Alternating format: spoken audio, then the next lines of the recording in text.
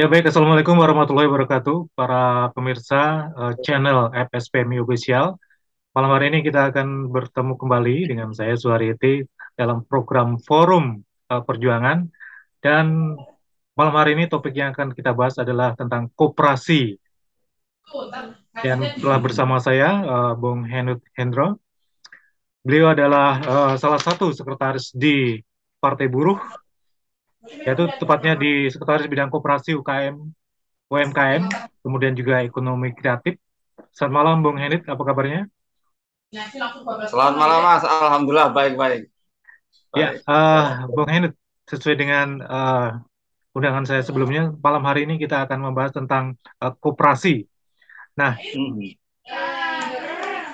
menurut Bung Henit nih, bicara tentang koperasi yang ada di organisasi serikat buruh, khususnya di FSPMI, sejauh apa koperasi yang ada di serikat buruh yang Bung Henit ketahui saat ini? Untuk di koperasi di Serikat Buruh sendiri sebenarnya kalau saya melihat belum menjadi hal yang dianggap penting lah ya, Hmm. dan belum serius untuk dibangun. Dan sebenarnya ini menjadi hal yang sangat vital sebenarnya bagi gerakan buruh untuk membangun gerakan koperasi. Cuma memang gerakan koperasi yang ada di gerakan buruh saat ini saya hanya melihat itu hanya sebatas gerakan sampingan, nggak menjadi sebuah gerakan penting dalam sebuah perubahan. Itu yang terjadi yang saya amati dalam koperasi di gerakan buruh. Ya, yang Bung Henut ketahui, kendalanya saat ini seperti apa di serikat buruh, khususnya di pekerja sendiri, kenapa koperasinya sampai saat ini belum berkembang? Banyak faktor lah ya ketika kita melihat apa namanya yang terjadi dengan koperasi buruh, karena yang dipahami oleh teman-teman buruh itu terkait tentang koperasi itu mindset mereka hanya bahwa koperasi itu hanya tempatnya jualan kecil-kecil, Hmm. kemudian tempatnya minjem-minjem, kemudian SHU, tanpa mereka pernah mencoba untuk menelaah koperasi yang sebenarnya itu seperti apa kan gitu. Nah di sisi lain memang mindset terkait tentang buruh sendiri bahwa kesejahteraan itu masih tertumpu pada upah atau yang berasal dari pabrik. Jadi di luar upah atau di luar itu masih masih apa ya belum terpikirkan secara secara penting lah. Ini yang menjadikan salah satu kenapa gerakan koperasi ini belum belum bisa berjalan dengan baik. Bahkan nggak begitu menarik bagi buruh itu sendiri. Nggak ada yang menarik terkait tentang gerakan koperasi. Sampai hari ini saya melihatnya seperti itu. Ya, tentang koperasi yang Bung Henut kelola nih, kita ketahui bersama saat ini Bung Henut adalah salah satu pendiri dari UBSSM, salah satu koperasi Hmm. yang saya bilang terbilang sukses nih. Nah, di tentang UBSSM sendiri yang Anda kelola sampai saat ini sudah sejauh mana perkembangannya dan unit usaha apa saja yang berhasil dikelola sampai saat ini? Ya. Eh, Terkait tentang UBSSM sendiri sebenarnya masih banyak persoalan juga yang kita apa ya yang kita hadapi lah ya. Karena memang UBSSM ini yang kita bangun adalah sebenarnya ber, mengutamakan mental, sebenarnya yang kita bangun adalah mental. Di mana ketika kita membangun mental itu dan belum masuk seperti yang mereka jiwai terkait tentang gerakan koperasi itu sendiri, itu kita masih belum mampu untuk membuat sebuah gerakan koperasi menjadi hal yang benar-benar dibutuhkan.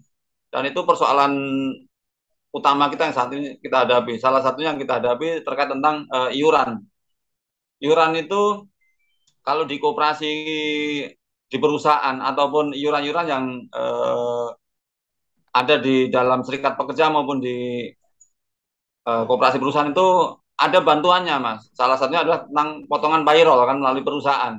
Ya, betul. Jadi itu salah satu hal yang bisa sebuah organisasi bisa berjalan. Tapi akan beda ceritanya di saat koperasi maupun serikat pekerja itu iurannya berdasarkan pada kesadaran mental, iuran sendiri misalnya, tanpa ada potongan payroll. Saya yakin sampai hari ini pun pasti akan ada persoalan, termasuk serikat pekerja ketika iuran gerakan buruh itu atau iuran koperasi berdasarkan pada kesadaran mental. Nah, ini bisa kita buktikan. Salah satunya adalah terkait tentang banyak kawan-kawan kita yang sudah ter-PHK lah ya.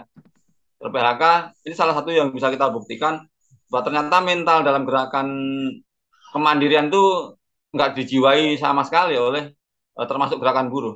Salah satunya adalah kawan-kawan kita yang sudah ter-PHK. Ini fakta. Salah satunya terkait tentang jaminan sosial. Kalau di perusahaan, di saat kita membayar iuran BPJS itu kan secara tidak langsung dipotong melalui perusahaan sehingga pekerja itu tidak terasa kan. Tapi ketika dia sudah ter-PHK, pada akhirnya dia nggak kepikiran tuh untuk membayar iuran BPJS secara sadar gitu. Bahkan untuk mengeluarkan iuran kelas 3 saja 35.000 itu susahnya minta ampun. Jadi sampai hari ini bisa dipastikan untuk buruh-buruh yang sudah ter-PHK mereka tidak mempunyai jaminan sosial. Nah, ini juga yang kita hadapi di UPSSM.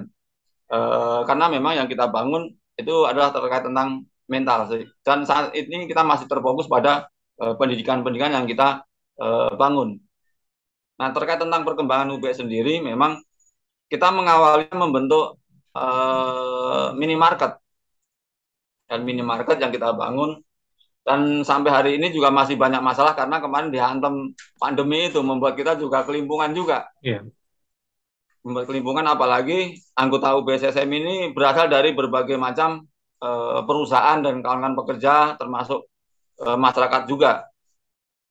Dan pandemi kemarin menjadi pukulan telak juga bagi kita bersama kan, karena hampir mayoritas anggota kita juga banyak ter-PHK akhirnya. Nah, itu mengganggu situasi gerakan koperasi kita. Sehingga sampai hari ini kita masih apa ya, masih kalau bisa dibilang ya bangkit lagi dengan kejatuhan kemarin itu kan, termasuk yang membuat kita membuat kafe resto juga, itu pun sampai hari ini kita juga belum bisa bangkit lagi pasca pandemi kemarin. Dan persoalannya memang sangat luar biasa. Ya, Dan Bung ini tentang koperasi UBSSM yang Anda kelola. Sejauh ini sudah berapa anggota yang tergabung dalam koperasi tersebut? anggota kita sampai hari ini masih sekitar 400 orang.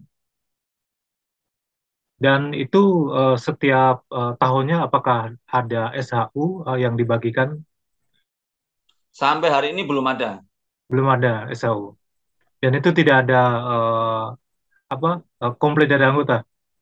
Tentunya kalau yang menanyakan sih banyak ya kan. Ya. Kalau yang menanyakan banyak. Dan itu hal yang biasa karena memang pemahaman koperasi lah terkait tentang SHU tentunya kan. Tapi ini akan berbalik lagi bahwa gerakan koperasi ini sebenarnya adalah gerakan menolong bersama, meringankan bersama, dan digerakkan bersama kan gitu.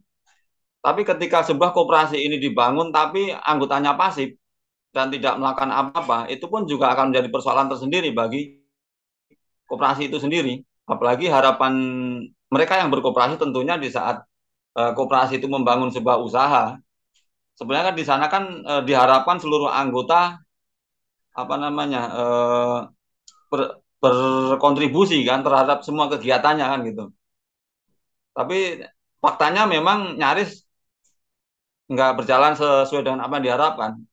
Sampai hari ini pun juga begitu. Bahkan bukan hanya di UPS saja, banyak di koperasi-koperasi yang lain. Contohnya adalah anggota koperasi itu masih sering membanding-bandingkan misalnya harga di koperasinya dengan pasar yang di luar kan gitu kan. Dan banyak alasan juga yang disampaikan memang untuk anggota koperasi tidak aktif dalam gerakan koperasinya. Jadi banyak banyak faktor kan gitu. Itu yang membuat koperasi kita salah satunya sampai hari ini juga belum mampu untuk memberikan apa yang diharapkan anggota terkait tentang SAU tadi. Iya, Gitu, Mas. Bang Hendrik, kalau misalnya saya punya sebuah gagasan, misalnya manajemen dari UBSSM ini di copy paste ke koperasi-koperasi lain, contohnya di daerah-daerah lain di Indonesia ini, khususnya di teman-teman kita di Serikat ini. Eh, Hmm. Seperti apa? Apakah itu bisa diterapkan dan kendalanya seperti apa? Kalau boleh saya tahu. Ya, sebenarnya bisa diterapkan apa namanya terkait sistem yang ada gitu kan. Karena memang kita sebenarnya membangun aplikasi juga melalui apa namanya aplikasi di smartphone. Di sana sebenarnya anggota bisa melihat simpanannya, kemudian keuangannya kan gitu. Dan itu menjadi hal yang sebenarnya bisa dikembangkan juga di koperasi-koperasi yang lain. Tapi memang itu akan kembali lagi terkait tentang mental atau pola pikir di anggota-anggota koperasi yang ada di setiap daerah ataupun di setiap perusahaan. Dan Ya, tentunya kendalanya, ya, lanjut, lanjut. ya tentu, terkait tentang kendalanya, tentunya itu akan kembali lagi ke masing-masing anggota yang ada di koperasi itu. Selama memang pemahaman tentang koperasi yang benar itu berjalan, itu nggak akan ada sebuah persoalan terkait tentang perkembangan koperasi itu sendiri, Mas. Ya, kalau kita lihat di Serikat Buruh sendiri, untuk pendidikan koperasi ini mungkin jarang atau bahkan tidak ada sama sekali. Menurut Bung Hendut, apa seharusnya yang harus kita lakukan untuk mengembangkan koperasi ini untuk mensejahterakan buruh tentunya dan keluarganya? Ya. Nah, ini salah satu hal yang memang harusnya ada dalam gerakan koperasi, dalam gerakan serikat pekerja. Karena sebenarnya yang melahirkan koperasi itu adalah salah satunya gerakan buruh. Jadi sangat sayang ketika sebenarnya koperasi ini terlahir dari gerakan buruh, tapi buruh sendiri tidak membangun gerakan yang pernah dilahirkan, justru malah dilupakan. Dan ini sangat sangat sayang sekali. Kita bisa lihat bagaimana pekerja-pekerja kita, kawan-kawan kita di luar negeri, mereka sangat kuat dalam perjuangannya karena salah satu yang dibangun itu adalah tentang gerakan ekonominya melalui koperasi. Itu bisa kita buktikan salah satunya di NTUC Singapura. Bagaimana mereka membangun gerakan ekonominya melalui koperasi udah puluhan tahun yang lalu kan gitu. Udah puluhan tahun yang lalu. Bahkan sudah sangat sangat apa? Sangat jauh lah gerakan-gerakan mereka dan kita sangat jauh tertinggal terkait tentang hal itu. Apalagi kalau kita menyadari bahwa gerakan kita, apapun yang kita jalani sebenarnya adalah faktor ekonomi sebenarnya. Faktor ekonomi, tidak terlepas dari faktor ekonomi. Jadi ketika kita nggak membangun kekuatan ekonomi, itu kalau saya bilang kita menyia-nyiakan salah satu kekuatan yang dimiliki oleh buruh, yaitu kekuatan ekonomi. Apalagi di serikat buruh itu udah clear ya, itu bahwa serikat buruh itu real capital power dan real market power. Jadi uang ada di sana, kemudian pasar ada di sana, tapi pelariannya itu eh, di kalau saya bilang ditadai lah, ditampung oleh pengusaha-pengusaha kaya. Misal gajian buruh berbondong-bondong belanja ke mat-matnya para pengusaha besar gitu kan tanpa diinstruksi mereka berbondong-bondong bahkan nawar pun kagak kan gitu Ya, bahkan berapa berapa puluh mungkin miliaran jumlah tabungan buruh yang ada di bank-bank. Harusnya buruh membangun bank sendiri juga untuk menampung duit-duitnya sendiri kan gitu. Kan buruh bisa juga membuat mat-mat mereka sendiri untuk mengalirkan uangnya sendiri sehingga duitnya nggak kemana-mana. Nah, disitulah sebenarnya hal yang harusnya menjadi perhatian penting bagi gerakan buruh untuk membangun kekuatan ekonominya melalui koperasi. Dan salah satu hal yang seharusnya sudah mesti diadakan di gerakan buruh terkait tentang pendidikan koperasi dalam gerakan buruh itu sendiri melalui serikat pekerja. ya, Bang Enid, kalau kita bicara tentang NTUC Firepress, seperti kita ketahui bahwa di Singapura itu sangat maju sekali, di mana NTUC Firepress ini dibangun dengan konsep pelibatan partisipasi dari masyarakat. Kita tahu bagaimana pada awalnya NTUC ini dibangun di Singapura waktu itu. Nah, menurut Bang Henit, apa yang bisa kita contoh dari NTUC ini untuk diterapkan di koperasi Indonesia, khususnya pada koperasi buruh ini? Ya, kalau di NTUC banyak sekali yang bisa kita adopt ya terkait tentang bagaimana koperasi mereka bisa maju. Salah satunya terkait tentang pendidikan. Nah, pendidikan ini menjadi faktor yang sangat vital dalam gerakan koperasi, termasuk gerakan buruh pun sebenarnya pendidikan menjadi hal yang vital. Cuma yang ada di kita itu sayangnya adalah pendidikan ini hanya sebatas menggugurkan kewajiban kalau saya bilang. Tidak ada pengembangan-pengembangan terkait tentang kurikulum pendidikan dengan melihat fakta yang ada. Nah, jadi kurikulum yang ada dalam gerakan-gerakan pendidikan kita masih pada tataran tidak ada pengembangan. Jadi inilah salah satu yang membuat kita tidak tidak berkembang lah ya dalam gerakan-gerakan kita. Salah satunya itu Mas. Jadi pendidikan ini jadi hal yang sangat vital. Nah, kemudian di sisi lain kita minus terkait tentang tim litbang, tim analisis lapangan lah ya. Nah, ini yang saya lihat di kita pun sepertinya belum dibangun juga tim litbang ini. Di mana kita bisa bisa cek sebenarnya bahwa tim litbang ini menjadi ujung tombak bagi gerakan-gerakan termasuk gerakan serikat buruh maupun gerakan koperasi untuk menciptakan sebuah strategi dalam perjuangan itu sendiri. Misalnya kita bisa lihat saksikan dan bisa lihat secara fakta banyak anggota-anggota kita serikat buruh maupun anggota koperasi pasca dia ter-PHK kondisinya ternyata justru malah jauh lebih buruk dibandingkan di saat dia masih bekerja secara sosial ekonomi ya. Nah, artinya gerakan koperasi maupun gerakan buruh itu tidak menyentuh di saat mereka sudah tidak dalam lingkaran gerakan itu sendiri. Nah, padahal kita berharap gerakan koperasi ini maupun gerakan serikat buruh itu bisa menyentuh anggota-anggota kita yang sudah ter-PHK sehingga mereka tidak sengsara ketika sudah di luar lingkaran ini. Nah, ini yang harusnya menjadi sebuah apa ya? Sebuah hal yang penting untuk dibangun di dalam gerakan serikat buruh maupun gerakan koperasi. Makanya pendidikan ini menjadi hal yang sangat penting bagi gerakan koperasi khususnya. Ya, Bang Henit, kalau kita lihat pemerintah pun sampai saat ini ada eh, inisiatif untuk membangkitkan koperasi di Indonesia. Salah satunya yaitu dengan lahirnya Undang-Undang Cipta Kerja yang di bidang koperasi pun ada beberapa hal yang diubah. Misalnya dari 20 orang syarat mendirikan koperasi, undang-undang sebelumnya kini menjadi 9 orang untuk koperasi sekunder. Dan koperasi primer Hmm. ada cukup 3 orang atau badan usaha. Menurut Bung Hmm. Henut, seperti apa tanggapannya? Ya, ini semakin sedikit orang untuk bisa membentuk koperasi. Ini sebenarnya menjadi persoalan tersendiri sebenarnya. Karena ketika semakin banyak koperasi dengan egonya masing-masing koperasi gitu ya, dan tidak terbangunnya sebuah kemitraan bersama, itu hanya akan menjadikan ya mereka nggak akan pernah bisa berkembang, nggak akan pernah bisa berkembang. Ini seperti yang terjadi juga dengan gerakan serikat buruh kan. Di saat semakin banyak gerakan serikat buruh, bukannya makin tambah tambah kuat, tapi justru akan melemahkan mereka sendiri. Karena tadi ego ego masing-masing pasti kan akan numbuh.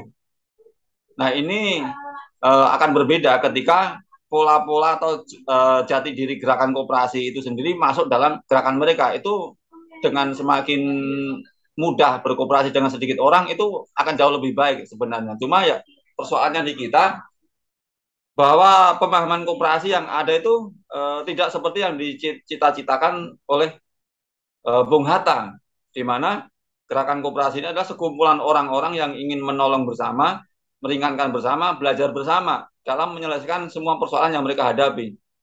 Nah, ini yang nggak ada dalam gerakan-gerakan koperasi yang saat ini berjalan, Mas. Ya, Artinya dengan semakin sedikit orang bisa membentuk koperasi itu akan menjadi persoalan tersendiri terhadap koperasi itu sendiri. ya, Bung Henut, kalau saya tengok ini banyak orang yang belum paham tentang tata cara pendirian koperasi. khususnya di daerah-daerah atau teman-teman buruh bahkan untuk mendirikan koperasi ini ada kesulitan. Sebetulnya kalau menurut Bung Hendut ini, apa yang harus disiapkan oleh mereka dan kendalanya apa yang mereka sehingga enggan untuk mendirikan koperasi ini? Ya, terkait tentang pendirian koperasi sebenarnya sangat mudah, di mana ketika mendirikan koperasi tadi seperti yang ada dalam undang-undang dengan 20 orang aja udah bisa.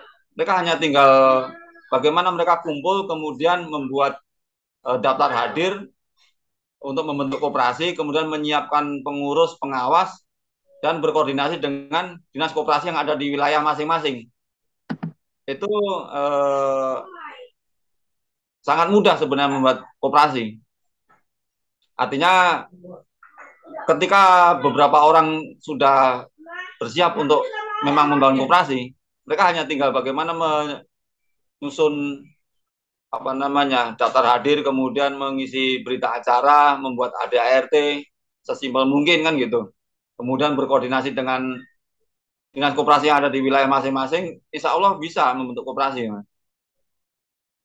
Ya, eh, Bung Henut, ini terkait dengan air mineral yang diproduksi oleh Bung Henut dan kawan-kawan ini. Ini juga ada semacam kebanggaan bagi kita buruh ini. Apakah itu dimungkinkan untuk misalnya bikin produk-produk lain, meskipun itu bukan produk kita sendiri gitu, dengan merek buruh tentunya. Oh sangat bisa, sangat bisa. Nah ini produk air minum ini adalah sebagai awalan sebenarnya, di mana memang kita nanti melalui Inko Bumi itu kita akan menciptakan produk-produk yang sebenarnya dibutuhkan oleh kita setiap hari. Di mana salah satunya ini nanti itu kita akan membentuk koperasi primer nasional sebenarnya, di mana anggota-anggotanya adalah seluruh anggota SPMI nantinya. Dan iurannya itu nanti anggota nggak bayar. Hmm. Jadi koperasi yang akan kita bentuk nanti itu anggota nggak bayar iuran. Justru Inko Bumi yang akan bayar iuran untuk mereka. Sehingga koperasi nanti akan menjadi semacam apa? Semacam kalau saya bilang sebagai advokasi ekonomi organisasi buat kawan-kawan anggota. Sehingga organisasi kedepannya tidak akan pernah melepaskan begitu saja anggota-anggota kita yang sudah ter-PHK. Organisasi harus memastikan bahwa setiap anggotanya tetap berpenghasilan dan mempunyai pekerjaan meskipun dia sudah ter-PHK dari tempat kerjanya. Karena kita nanti akan membangun perusahaan-perusahaan bersama yang akan dimiliki bersama juga nantinya, Mas. Dan ini air minum ini hanya awalan saja. Ya, Bung Henut, tentu dari teman-teman buruh sendiri juga banyak yang apa sambil berjualan, sambil memulai usahanya. Tentunya Ya, dengan adanya wadah koperasi ini diharapkan ke depannya juga dapat membantu mereka dalam meningkatkan taraf hidup mereka dan meningkatkan kesejahteraan mereka. Terakhir nih ya. untuk Bung Henut nih, apa pesan Bung Henut untuk para buruh dan serikat buruh untuk bisa meningkatkan kesejahteraan mereka ini? Ya. Untuk kawan-kawan buruh ada hal yang mesti kita pahami bahwa persoalan kita sebenarnya lebih banyak di luar pabrik dibandingkan di dalam pabrik. Artinya konsentrasi perjuangan buruh itu ayo kita bangun juga gerakan di luar pabrik. Karena persoalan-persoalan yang kita hadapi di luar pabrik itu adalah sama. Kita menghadapi masalah di saat kita sakit, pasti berhubungan dengan biaya rumah sakit yang mahal. Kemudian di saat kita ngomong biaya pendidikan, kita juga menghadapi hal yang sama, biaya pendidikan yang mahal. Kemudian di saat kita ngomongin tentang biaya kebutuhan hidup, khususnya sembako, kita menghadapi hal yang sama, bahwa kebutuhan sembako yang mahal. Artinya, ayo kita bareng-bareng. Selain memperjuangkan kesejahteraan di dalam pabrik, kita juga membangun gerakan di luar pabrik melalui gerakan koperasi. Kita yakin kita bisa. Di saat kita mau, tidak ada sesuatu yang mustahil. Kita bisa bersama-sama membangun perusahaan-perusahaan bersama, kita bisa ciptakan lapangan pekerjaan bersama, kita bisa membangun bank-bank buruh bersama, klinik, rumah sakit, sekolah-sekolah yang nanti dimiliki oleh buruh. Kita sangat yakin ketika kita mau. Jadi pesan saya kepada teman-teman buruh bahwa PHK adalah kepastian dan itu tidak bisa kita hindari. Serikat buruh bisa jauh lebih baik dibandingkan kapitalis dalam membantu buruh. Salah satunya dengan gerakan koperasi yang mesti harus segera dibangun oleh buruh. Tetap jaga persatuan, jaga solidaritas. Persoalan kita sama, kita bisa selesaikan secara bersama-sama dengan salah satunya adalah dengan berkooperasi. Mungkin itu yang bisa saya sampaikan. Ya, baik. Terima kasih Bung Henut atas waktunya. Baik, pemirsa channel FSPMI Official, demikianlah program Forum Perjuangan pada malam hari ini dengan tema koperasi, dan mudah-mudahan apa yang kita bahas pada malam hari ini bisa bermanfaat. Ya, sekali lagi saya mengucapkan terima kasih kepada Bung Henut, dan seperti kita ketahui bahwa koperasi merupakan alat kekuatan ekonomi yang dibangun dengan semangat gotong royong di Indonesia. Bung Hatta, salah satu bapak pendiri bangsa, juga dikenal dengan bapak koperasi. Uh, juga mengingatkan bahwa begitu gigihnya perjuangannya di bidang ideologi sebagai dasar ekonomi rakyat ini. Oleh sebab itu mengingat pentingnya ekonomi koperasi untuk meningkatkan kesejahteraan semua yang pihak harus ikut mendorong, terutama juga untuk teman-teman buruh tentunya. Baik, sekali lagi terima kasih Bung Henut. Saya akhiri, wabillahi taufiq wal hidayah. Wassalamualaikum warahmatullahi wabarakatuh. Waalaikumsalam warahmatullahi wabarakatuh.